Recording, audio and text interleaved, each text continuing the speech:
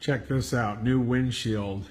Trying to catch all the body lines for the 2000.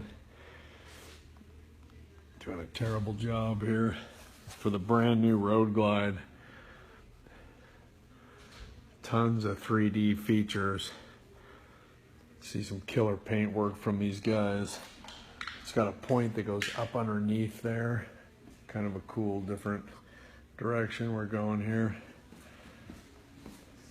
I'll take some pictures of one on the bike.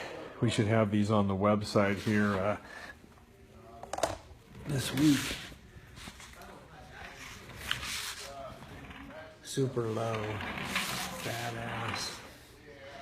Dirty Bird, baby. Dirty Bird's the word.